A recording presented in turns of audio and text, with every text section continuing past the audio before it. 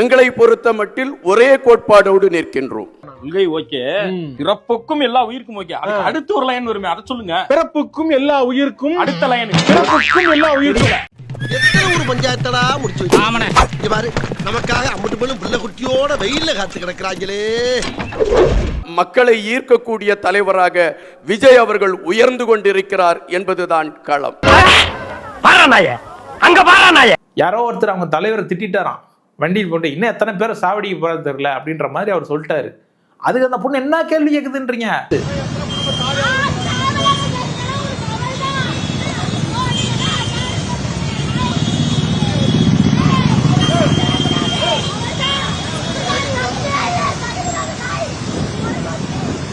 ஏய், யாரா இந்த கீஞ்ச மூலம்? களத்தை எடுத்துக்கொண்டு பயணிக்கிறோம்ங்கறீங்க. விஜய் எத்தனை களத்துக்கு பயணிச்சிருக்கிறார் தெரியலையே.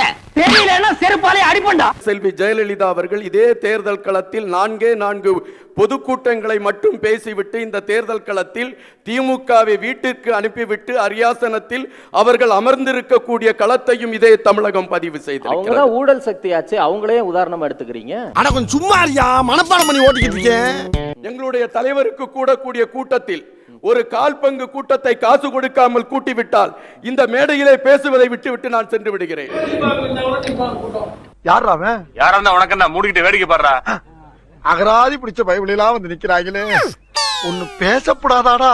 விஜய் என்கின்ற மந்திர சொல்லுக்கு கூடக்கூடிய கூட்டம்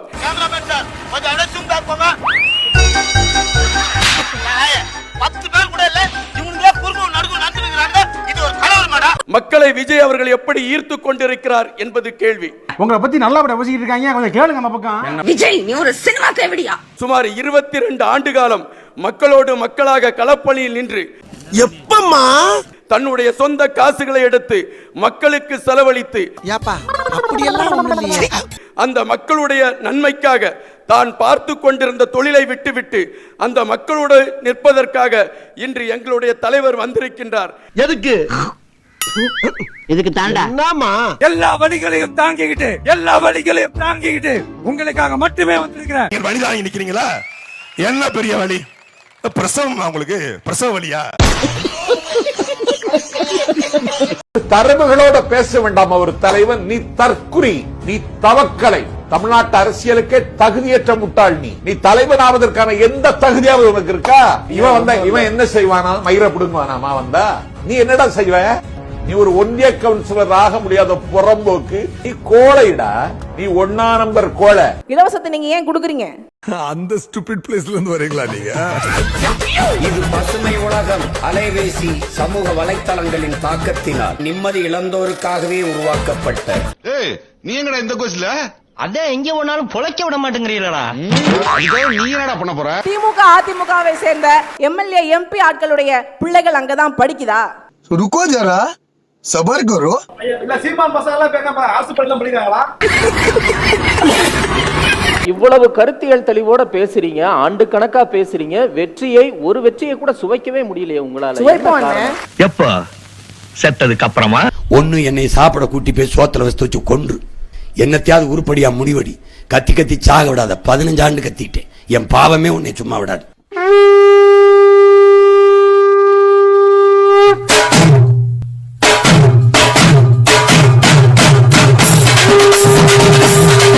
பொதுவா திமுக தேர்தல் வாக்குறுதியை 5 வாக்குறுதிகளை நிறைவேற்றவே இல்லை. லபடிக்கப்பால் உங்க அப்பா மோடி சொன்னாண்டா, நான் ஆட்சிக்கு வந்தா ஒவ்வொருத்தன் பேங்க்லயும் 5 லட்சம் போடுவேன்னா, நீங்க ஓத்தாளுக்கு ஒரிஜினலா பிறந்திருந்தா அந்த 5 லட்சம் வாங்கி கொடுத்துட்டு பேசுறா பொட்ட கேப்பனக்காக மாட்டேன். கேஸ் சிலிண்டருக்கு 100 ரூபாய் மானியம் கொடுப்போம்னு சொன்னாங்க, கொடுக்கல. 400 ரூபாய் வித்துது சிலிண்டரு.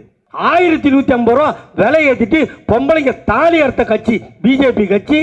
மத்த கேண்டிடேட்லாம் பாத்திருக்கீங்களா? விஜய் கட்சியினுடைய மத்த கேண்டிடேட்லாம் கஞ்சா வழக்குல உள்ள போனவன் பேராவுன்னு வேட்பாளரு, பாலியல் சென்று உள்ளவன் பட்டுக்கோட்டை வேட்பாளரு, பாலியல் வன்கொடுமை வழக்குள்ளவன் பூந்தமல்லி வேட்பாளரு, நான் சாதி வெறியேன்னு சொல்றவன் கம்பத்துல வேட்பாளரு, பெண்களை கெட்ட வார்த்தை திட்டுறவன் ஆண்டிப்பட்டி வேட்பாளரு, அதிமுக வந்தவன் 106 வேட்பாளரு, கான்ட்ராக்ட் எடுத்து கமிஷன் பாக்குறவரு திருநெல்வேலி வேட்பாளரு, பெத்த பிள்ளையும் மகளையும் போட்டு அடிச்சு ஹராஸ்மெண்ட் வழக்கு வாங்குறவன் ஆர்கே நகர் வேட்பாளரு, வில்லங்கம் பிடிச்சவன் வில்லிவாக்கத்துல வேட்பாளரு, மொத்தமும் சல்லி வேட்பாளரு. ஜோசியத்தின் மூலமா கேன்சரை ட்ரீட் பண்றாங்களாம். குழந்தை இல்லைன்னா ஜோசியத்தின் மூலமா ட்ரீட் பண்ணுவாங்களாம். கேன்சர் அப்படிங்கிற பெரிய நோயில இருந்து நம்ம தப்பிக்கலாம் அப்படிங்கிறது வந்து ஜோதிடம் சொல்லக்கூடிய முழுக்க ஒரு 100% உண்மை. என்ன ஒரு நாலேஜ், என்ன ஒரு அறிவு. ஒருத்தன் பைத்தியமா இருந்தா சமாளிக்கலாம், மொத்த பேரும் பைத்தியமா இருக்கான். இன்னும் பல பைத்தியங்கள் வேற வர இருக்கு. அந்த அம்மா அப்படி சொல்லி சம்பாதிச்சுக்கிட்டு இருக்கு. அது ஒரு இல்லீகல் ஃப்ராடு. அதுக்கு சீட்டு கொடுத்து இவர் வந்து வழக்கம் போல இப்படிலாம் பண்ணியிருக்காங்க. இந்த மாதிரி ஒரு மானகட்ட கட்சி எங்காவது பார்த்திருக்க முடியுமா? குழந்தைக்கு சளி பிடிச்சிருந்தா விசிறுனா போதும், சளி இருந்து போய் உன்ட்ட நான் மருத்துவம் கேட்டனா போய் வேலையை போய் போய வாய் இருக்குன்னு எல்லாம் ஒவ்வொருத்தரும் ஒண்ணு சொல்றாங்க. அது தூத்துக்குடியில் யாரோ ஒரு அஜித்தான ஒரு மீனவ பெண்மணி இந்த கட்சியை நம்பி ஏதோ அவங்க போராட்டம்லாம் பண்ணியிருக்காங்கன்னா கடைசியில் அதெல்லாம் லிஸ்ட்லேயே இல்லை பாவம். யார் பார்த்தா இவரு கூட இந்த நடிகர் பேர் கூட தெரியல, ஒரு காமெடி நடிகர் அவரை போட்டிருக்காங்க. ஸ்ரீநாத். ஆமா, ஸ்ரீநாத். சிக்கன் குருமா ரெடி, ரசம் வச்சா லஞ்ச் ஓவர். எதுக்கு வந்தோன்றதையே மறந்துட்டு நஜ சமையல்காரனாவே மாறிட்டாங்க. பிரபலமான காமெடி நடிகராக இருந்தா கூட பரவாயில்ல, காமெடி நடிகர்லயே அவர் பிரபலம் கிடையாது. கேட்டா கருப்பு பணத்தை ஒழிக்க போறோம், ஊழலை ஒழிக்க போறோம். ஏங்க, ஒரு வீட்டில் பெத்த அப்பா அம்மா மனைவி மகன் மகள் அனைவரையும் கடன்காரனாக்கி வச்சிருக்காங்க. இது தமிழ்நாட்டு கடனை இவர் அடைக்க போறாரா? நீ கேட்ட ஒவ்வொரு கேள்வி என்ன செருப்பால் அடிச்ச மாதிரி இருக்குடா. மாதிரி இல்ல, உண்மையிலே செருப்பால தான் அடிச்சது. ரஜினிகாந்த் சொன்னதில்ல, கமலஹாசன் சொன்னதில்ல, எம்ஜிஆர் சொன்னதில்ல. ஆனா விஜய் வந்ததுலேருந்து பாருங்க, நான் பணக்காரன், நான் கோடீஸ்வரன், அதை விட்டுட்டு வந்திருக்கேன், இதை விட்டுட்டு வந்திருக்கேங்கிறாரு. கடைசியில் எல்லாரையும் கடன்காரங்களா விட்டுட்டு வந்திருக்காரு. என்ன சிரிப்பு ராஸ்கல், என்ன சின்ன பிள்ளைத்தனமா இருக்கு. பெரம்பூர் குளத்தூரா ரெண்டுலேயும் ஒரு பொண்ணு அழுகுது. ஒரே லேடியை செட்டப் பண்ணி கண்ணாடி போட்டு ஒரு இடம், அதே லேடியை கெட்டப் மாற்றி ஒரு 2 இடத்துல விட்டுருக்காங்க.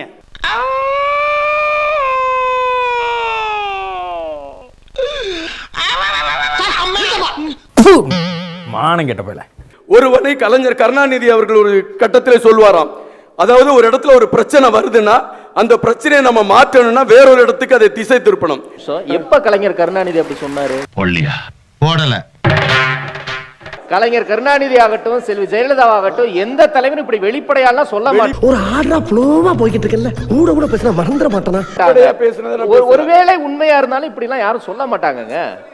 இருக்கு தலைவர், இதெல்லாம் இருக்கு, வரலாறு இருக்கு. லூஸ் மாதிரி பேசாரா, மைக் யார்ட்டே குடுறா. நீங்க பழைய காலத்துல பழைய காலத்துல எத்தனை பத்திரிகை வந்திருக்குன்னு உங்களுக்கு தெரியுமா?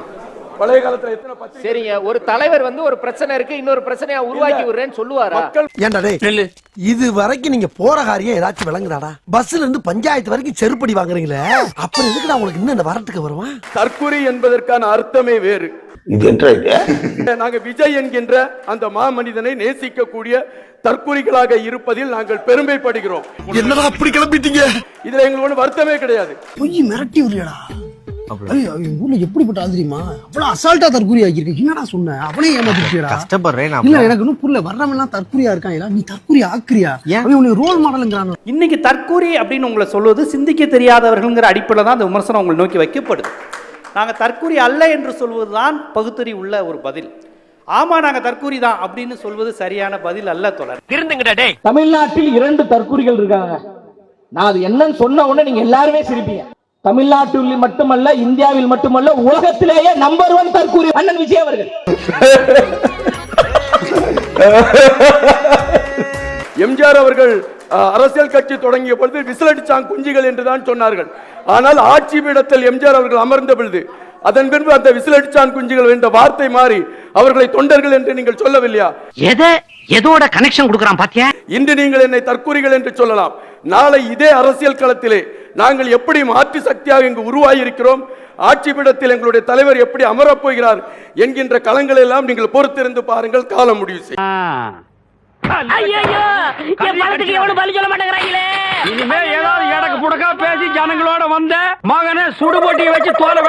பொறுத்த வரைக்கும் ஆதவர்ஜுனா ஒரு மட சாம்பிராணி.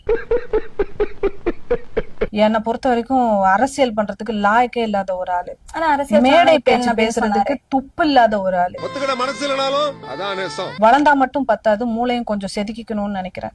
ஏன்னா வளர்ந்துட்டோன்றதுக்காக என்ன வேணாலும் பேசலாம் அப்படின்றதுக்காக வந்து எல்லா மேடையிலயும் வந்து ரஜினிகாந்த் வம்பளுக்கு இழுக்கிறது, டேய் இதெல்லாம் நீ பேசுறது வந்து எவ்வளவு ஓட்ட பாதிக்கும் தெரியுமா? புரிஞ்சவங்களுக்கு சொல்ல வேண்டிய அவசியம் இல்ல, புரியாதவங்களுக்கு சொல்லி பிரயோஜனமும் இல்ல. காலப்போக்கில அனுபவங்கள் ஏற்பட அவங்கவுங்களுக்கே புரியும். எத்தனை முறை நீ வந்து விஜயவே வந்து காலவாரி விடுற மாதிரி எத்தனை இடத்துல பேசியிருக்கு. அண்ணே, இவன் வேண்டாம்னு எதுக்கு? இவன் நம்ம வீட்டுக்கு வேண்டவே வேண்டாம். இவனை உள்ள நுழைய விட்ட நம்ம பல பேரை இழக்க வேண்டியிருக்கு, ஜாக்கிரதை. ஒரு தடவை 2 தடவை எல்லாம் புத்தி வந்ததுன்னா பரவாயில்ல, உனக்கு தான் புத்திய வராதுன்னு தெரிஞ்சு போச்சு.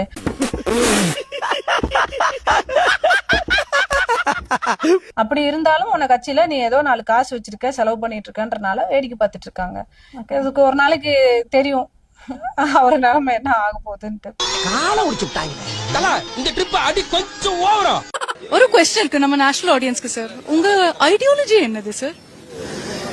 டிராவிடியன் ஐடியாலஜியா இல்ல ரைட் விங் ஐடியாலஜியா இல்ல லெஃப்ட் விங்கா இல்ல ஸ்ட்ரைட் விங்?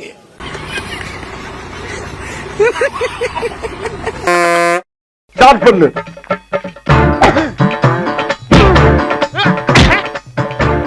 இங்கிட்டு வா. அப்படியா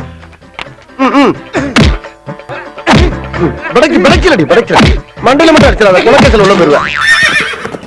சரியா? உங்க வீட்டு பிள்ளையா நினைச்சு எல்லாரும் என்னை மன்னிச்சிருக்க.